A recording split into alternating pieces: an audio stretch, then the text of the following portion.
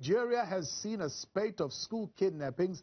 Insurgencies, Nigeria's broadcasting regulator has told TV stations to refrain from giving details of neither security issues it faces nor the victims, and that they should collaborate with government by curbing their reporting of insecurity in the country. Journalist in Nigeria now, Jonathan Lyamgohn, joins me to talk more on this. Jonathan, good evening. Good to have you with us tonight. So the letter reads that the National Broadcasting Commission says broadcasters should collaborate with government in dealing with security challenges by toning down reporting and commentary. This, of course, has sparked a whole lot of reaction. Others are saying this is a sweeping gag order. What's the analysis here? What's behind this particular letter?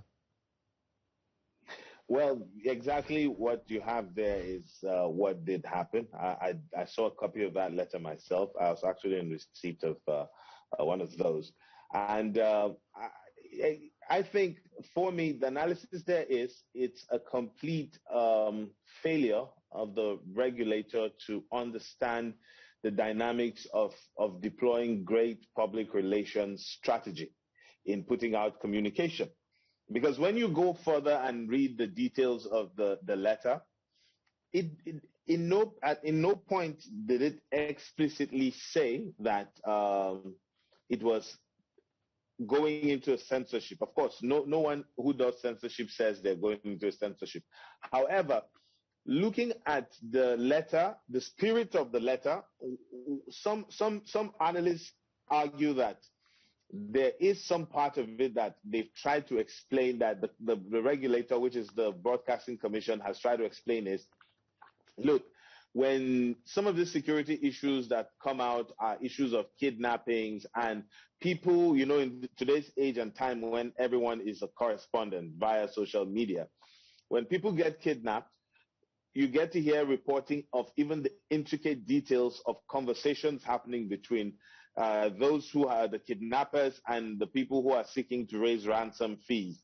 And they argue that peddling all of these details in public media for either the cases of kidnaps or the cases of military operations, they claim that those things tend to jeopardize the quality of intel that is out there. But some other people say, look, that doesn't make sense at all. It doesn't make sense at all. Some people say that the reason why why there is the semblance of a fight against insecurity still happening in Nigeria is because media still finds a way to talk about it. For me, my analysis of the situation is that the regulator could have engaged directly with its licensees by calling them to a tea meeting and having an engagement that is fact-based. Show them like certain clips of things you believe that have been responsible for certain things. We all know that broadcasting also has to do with the protection of lives and property, national interest, national security, and all of that. But when you go and put things in writing and disseminate, the spirit of that letter is hardly communicated, as has been the case in this occasion.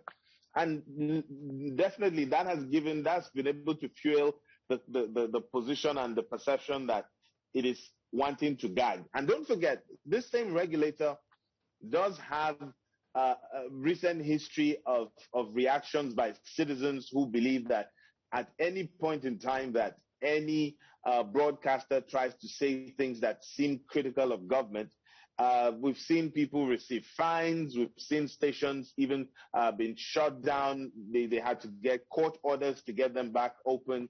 So some people say it is a constant reminder of the dark days that journalism, especially broadcast journalism, is experiencing in Nigeria today. Now, firstly, let's talk about Serap. Now, Serap has called on the president to instruct the Minister of Information to withdraw this document. Who is Serap? What is their legal standing? And do they have that kind of muscle and push to influence this particular decision? Well, Serap has kind of So first of all, it's a non-governmental organization that focuses on a lot of rights matters. So in events where there are abuses on people's fundamental human rights, issues of bad governance, corruption, they are essentially a non-governmental organization that seeks to expose corruption in governance, and they've become more or less like the ongoing conscience of the Nigerian society. They generally tend to pick on issues like this, and they have legal teams, and for them, they mostly try to walk the talk by not just reacting and making statements, but they have tons and tons of legal cases that they have launched against the government. Sadly, I do not know any that has been able to make it to the end and has been celebrated for having done anything. And as has been proven by current government in Nigeria, they mostly not respond to what Serap is saying, because in the first instance, the regulator made that release, not the Minister of Information. So the Minister of Information hasn't responded as well. So that's where it stands. Yeah. And is there clarity then on what the fines or the punishment could possibly be for broadcasters who do not stop reporting these cases? So when you look at the National Broadcasting Code, which is basically the equivalent of the rules that ICASA will put out in South Africa, there are certain sections of that code that this memo that has come from the Nigerian Broadcast Regulator, there are certain sections that it has mentioned. Now, when you look at the code, for every section on the one side of the code, that violation of that particular section is categorized, whether it's a Class A, Class B, Class C violation.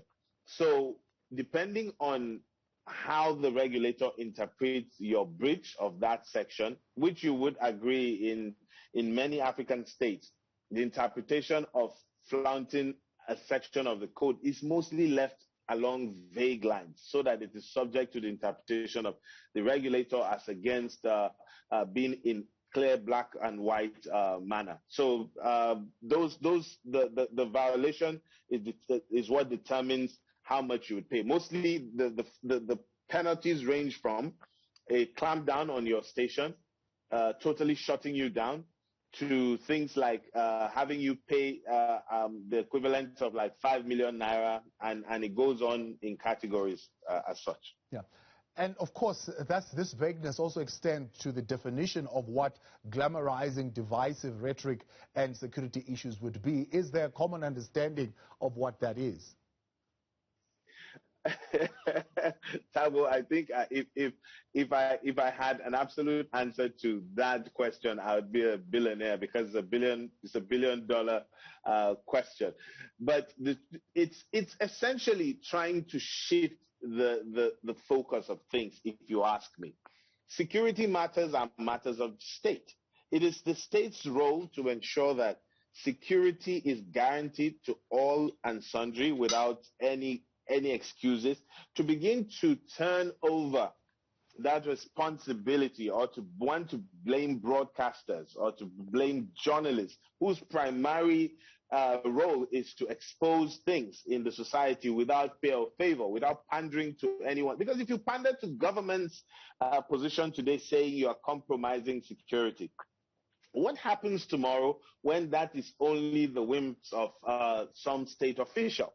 What happens tomorrow when this is only the relative interpretation of someone saying that is the case? So I personally have never believed that states should always blame anybody for failure in terms of security. Security is absolutely the exclusive preserve of the state. You can seek for partners in progress. And in seeking for partners in progress, what you do is you engage. You do not assume a draconian posture. That does not, especially, and I tell people, look, the ship for such kind of things has since sailed. This is 2021.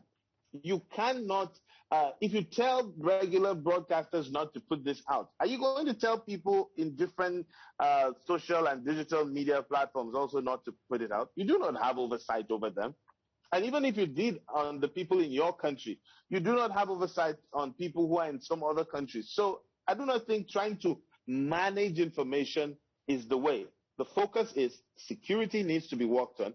Let the people know what you're doing in managing this compromises in security. Let the people know the successes you're recording. And I think that's the way to go about it. Yeah. Should we read this, I mean, in the context of the suspension of Twitter Nigeria, but also the attempts by the government to push for the amendment of the Nigeria Press Council Act? I mean, if we read all of that, should we read it to say there is this clampdown on the civic space at all? Thabo, that sounds like you have the answer to that question. If the consideration is looking at the chronological order of things. Now, some may argue that that is happenstance, but then the conversation then becomes, wow, does that seem a little bit too good to be true? Is the timing just coincidence? Remember, Nigeria as a nation has a history of attempts at trying to suppress the media. Incidentally, it doesn't seem like actors in the matters of state in Nigeria tend to have long-term memories, because successive military regimes have tried and failed. To now imagine that any attempt or any shade of anything that looks like an attempt to gag the media in Nigeria is even contemplated by a democratically elected civilian government doesn't speak in the favor of that government. It's not a good PR move. I do not see it as being friendly towards the media. The media needs to be free without fear of favor, without conditions or terms. They always argue that the idea is that if you do not regulate, there would be a lot of things that will fly over the top. But I say, look, focus on the situations that give rise to these things. Trying to manage the end is not the way to deal with it. You cannot leave the sickness and only focus on the symptom. The symptom gives you an idea of what you should investigate as the sickness. So that's the way I see it. Jonathan Lyamgohn, appreciate your time, and thank you very much for joining us tonight on In Focus. Journalist in Nigeria there, Jonathan Lyamgohn. When we continue